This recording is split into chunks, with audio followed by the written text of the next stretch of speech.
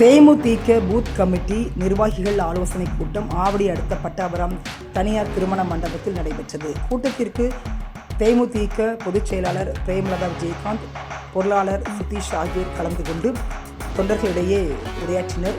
பின்பு செய்தியாளர்கள் சந்திப்பு நடைபெற்றது.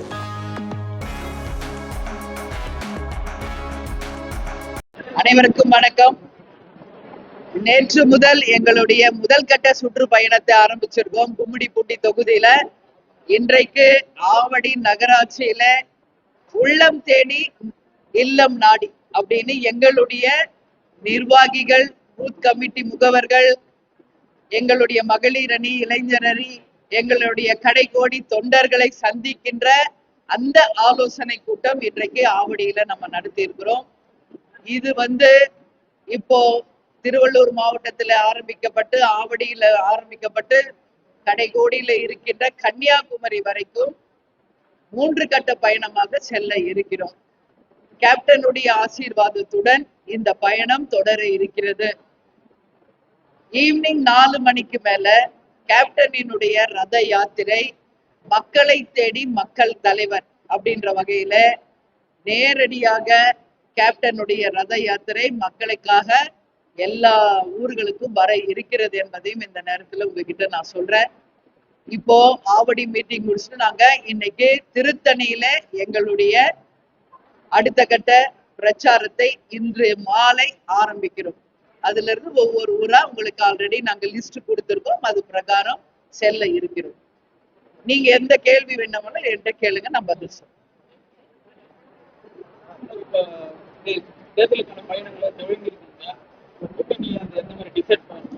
அதான் உங்களுக்கு கூட்டணியை பத்தி நான் ஏற்கனவே தெளிவாக பல பிரஸ் மீட்ல உங்களுக்கு சொல்லியிருக்கேங்க.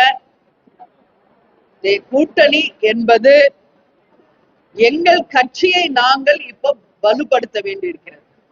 கடைக்கோடியில இருக்கின்ற ஒரு தொண்டரையும் சந்தித்து, கட்சி நிர்வாகிகளை சந்தித்து, பூத் கமிட்டிகளை அமைத்து எங்கள் கழகத்தை வலுப்படுத்தி எங்கள் கழகத்தின் முன்னேற்றத்தை தான் இப்போதைக்கு நாங்க புல் கோலா வச்சு அதுக்கான பணிகளை நாங்க செய்துகிட்டு இருக்கோம். ஏன்னா தமிழ்நாட்டில் இருக்கின்ற 234 தொகுதிகளுக்கும் நேரடியா செல்ல இருக்கும். அதுக்கு பிறகு டிசம்பர்ல, அதுக்கு முன்னாடி கேப்டன் பிறந்த நாள், கட்சி நாள், கேப்டனுடைய 2வது குரு பூஜை எல்லாம் வர இருக்கிறது. ஜனவரி 9 கடலூர்ல நான் ஏற்கனவே சொன்னது போல மிகப்பெரிய ஒரு மாநாடு நம்ம கூட்ட இருக்கிறோம். அதற்குள் நிச்சயமாக கூட்டணி முடிவு செய்யப்படும். அந்த மாநாட்டில் ஒரு மிகப்பெரிய ஒரு அறிவிப்பு உங்களுக்கு நிச்சயமாக தேசிய முற்போக்கு திராவிட கழகத்தின் சார்பாக எங்கள் தெய்வம் கேப்டனின் அருளோட நிச்சயமாக நாங்கள் கூறுவோம் என்பதை இந்த நேரத்துல உங்ககிட்ட சொல்றேன்.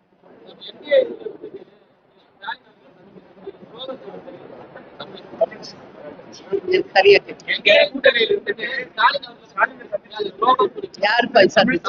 யார் சந்திச்சது?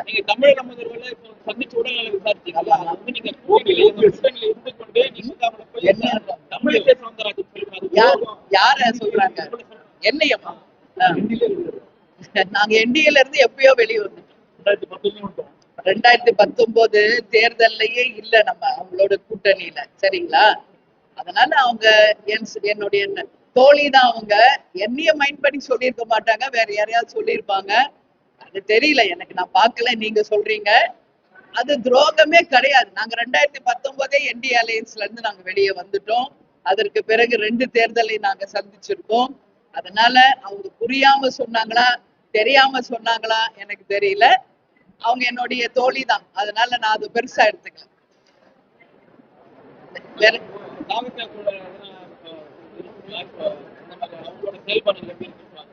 தெரியல இப்போ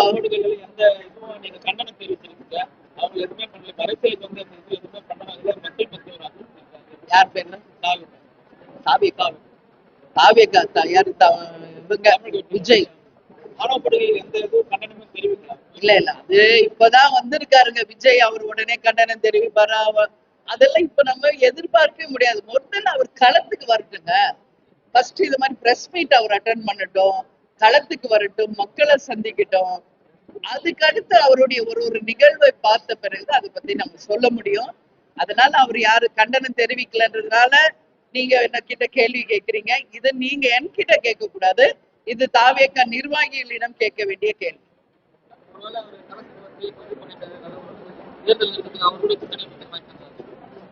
கூட்டணியை பத்தி இப்ப இல்லைன்னு சொல்லிட்டேன் தெளிவாக. நீங்க அதே அந்த ஒரு வேர்டையே தான் பிடிச்சிட்டு அதே கேள்விய பிரஸ் பீப்புள் கேட்டுக்கிட்டே இருக்கீங்க. நான் தெளிவா சொல்றேன், உரிய நேரம் வரும்போது உங்களை அழைத்து உங்களுக்கு தான் முதல்ல அறிவிச்சுட்டு தான் அப்புறம் நாங்க கூட்டணி வேலையை செய்வோம். அது வரைக்கும் எங்க பணிகளை எங்களை செய்ய விடுங்க. எங்களுக்கு நீங்களும் கோஆபரேட் பண்ணுங்க. எங்க கட்சி வளர்ச்சியை நாங்க போக்கஸ் பண்றோம் தெளிவா சொல்லிட்டேன். அந்த வேலையை எங்களுக்கு செய்ய விடுங்க. அதுக்கு பிறகு யாருடன் கூட்டணி என்பதை உங்க எல்லாரையும் அழைச்சு நாங்களே சொல்றோம்.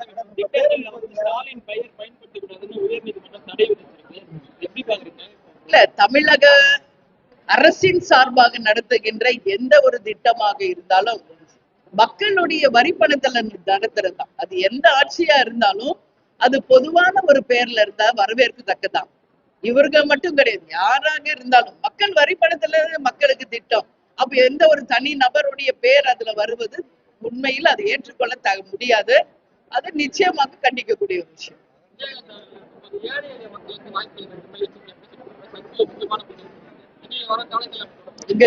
இங்க இருக்கிற எல்லாருமே ஏழைகள் தான், எங்க உட்பட, எங்கள் உட்பட. இல்ல, நான் என்ன சொல்றேன், எல்லாருக்குமே இங்க பாருங்க, இதுல ஏழை பணக்காரர்கள் என்ற வித்தியாசமே கிடையாது. கட்சிக்கு உண்மையாக, கேப்டனுக்கு உண்மையாக விசுவாசமா இருப்பவர்கள் கடை கோடியில இருக்கிற ஒரு தொண்டரும் நிச்சயமாக உயர் பதவிக்கு வர முடியும் என்பதற்கான ஒரே உதாரணம் நல்லது. இதுதான் இனி எப்பவும் இருக்கும் என்பதையும் தெரிவிச்சு. சினிமா பயணங்கள், அரசியல் பயணங்கள்ல 2 பேருமே 2 மகன்களும் ஈடுபட்டாங்க. அதான் கேப்டன் 2 துறையில தான் கேப்டன் இருந்தார். ஒன்னு அரசியல், ஒன்னு சினிமா. அதனால பெரியவர் அரசியல் துறையிலும் சின்னவர் சினிமா துறையிலும் இப்ப வந்திருக்காங்க. கட்டாயம் அதுல அவங்க ஜெயிப்பாங்க. அவங்க அப்பாவுடைய கனவு லட்சியம் என்னன்றது அவங்களுக்கு தெரியும். பிறந்ததுல இருந்து அப்பாவுடைய வளர்ந்திருக்காங்க. அதனால நிச்சயம் அவருடைய கனவு லட்சியத்தை நிச்சயம் அவர்கள் செய்வார்கள் என்று நம்புறேன். அவர்தான் எம்பிலேயே போட்டியிட்டாரு, ஆல்ரெடி போட்டியிட்டவர் தானே. அதனால தேர்தல்ல போட்டியிடுவார்ன்றது இனிமே கேள்வியே இல்லை. எப்போ லாஸ்ட் டைம் எம்பி எலெக்ஷன்லயே கண்டெஸ்ட் பண்ணிட்டாரு.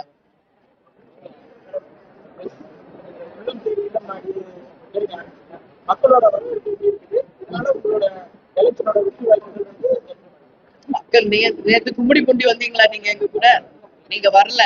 வந்திருந்தா உங்களுக்கு தெரியும். புரியுதுங்களா? மக்கள் கிட்ட இன்னைக்கு திருத்தணி இருக்கு, முடிஞ்சா வாங்க. ஏன்னா இந்த கேள்வி ஏன்டியே கேட்க கூடாது எங்க கட்சியை பத்தி. நீங்க பிரஸ் பீப்புள் வாங்க, மக்கள் ஆதரவு எப்படி இருக்கு, எப்படி வரவேற்கிறாங்க அப்படிங்கறத நீங்க நேரா பாருங்க. மக்கள்கிட்ட அமோகமான வரவேற்பு என்னைக்குமே கேப்டனுக்கும் தேமுதிகவுக்கும் என்னைக்குமே உண்டுங்க. அதே மாதிரி இன்னும் மிக சிறப்பாக மக்களிடையே மிகப்பெரிய வரவேற்பு.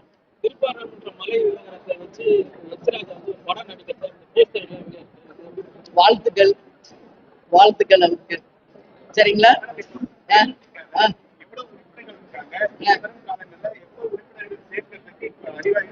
அதுக்கான பணிகள் தான் இப்ப நடந்து கொண்டிருக்கிறது.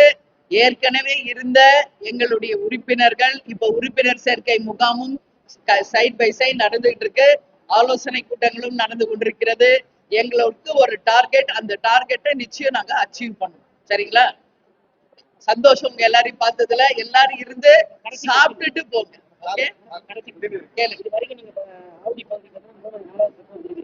இந்த பகுதியில் நிறைய அடிப்படை வசதி அமைச்சர் பகுதியா இருக்காங்க. நீங்க எந்த கூட்டணியாளர்களும் ஜெயிச்சு வந்தாலும் இந்த பகுதி மக்களுக்கு எந்த மாதிரி உதவிகளா? வரவேற்கத்தக்க ஒரு கேள்வி. இந்த மாதிரி கேள்விதான் நான் எதிர்பார்க்கிறேன்.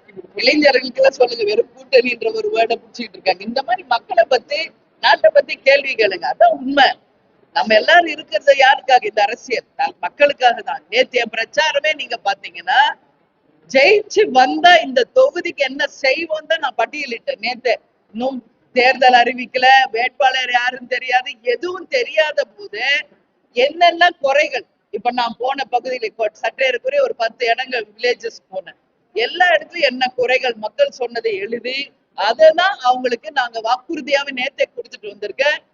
உறுதியாக தேமுதிக எந்த கூட்டணியில் இடம்பெறுமோ அந்த கூட்டணி மகத்தான வெற்றி பெறும். அதுல எந்த மாற்று கருத்தும் இல்லை. வெற்றி பெற்று வந்தவுடன் மக்களுடைய குறைகளை தீர்ப்பதுதான் தேமுதிகவினுடைய முதல் வேலை என்பதையும் நான் உறுதியாக இந்த நேரத்தில் தெரிவித்துள்ளேன். தூய்மை பணியாளர் தனியார் மயமாக்கத்துக்காக ரிப்பன் மாளிகை வாசல்லாம் படுத்துட்டாங்க. இதுவரை அவங்க எந்த இதுவும் இல்லை. 25 படுத்துட்டாங்க அரசு. நீங்க அதெல்லாம் தான் சொல்றேன். இன்னைக்கு நேத்தே நான் வில்லேஜ் போறப்பே சொல்றேன், 100 நாள் வேலை வாய்ப்பு திட்டத்தை வெறும் 100 ரூபாய் தான் கொடுக்குறாங்கம்மா. இது எப்படி எங்க வாழ்வாதாரத்தை முன்னேற்றும்னா எல்லா லேடிஸ் என்கிட்ட குறை சொல்றாங்க. அப்ப வெறும் 100 ரூபாய் வச்சு என்ன பண்ண முடியும்? அப்படி இன்னைக்கு வேலை இல்லாதவர்கள் லட்சக்கணக்கான பேர் நம்ம ஊர்ல இருக்காங்க. இதுல நார்த் இந்தியன்ஸ் வேற முக்காவாசி இழங்க வேலையெல்லாம் அவங்க வந்துட்டாங்க. அப்படி இருக்கிறப்போ நம்ம தமிழ்நாட்டை சேர்ந்தவர்களுக்கு நமது அரசாங்கம் உறுதியான வேலை வாய்ப்பையும் நிரந்தரமாக ஒரு வருமானத்தையும் நிச்சயமாக தர வேண்டியது தமிழக அரசினுடைய கடமை. இதுல எந்த மாற்று கருத்து இல்லை. அதனால நம்ம சமூக பணியாளர்களுக்கு அவங்களுக்கு வேண்டியதை நிச்சயம் அரசு கவனத்தில கொண்டு அவர்களுடைய குறையை நிவர்த்தி செய்ய வேண்டும் என்று நான் கேட்டுக்கொள்கிறேன்.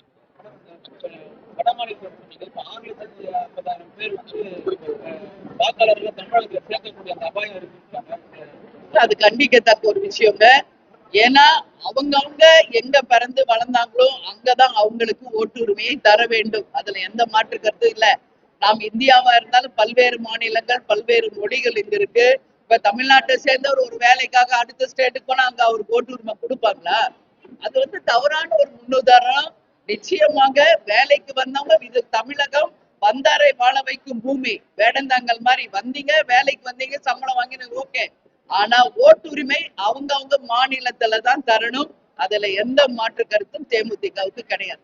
நன்றி, வணக்கம். நன்றி.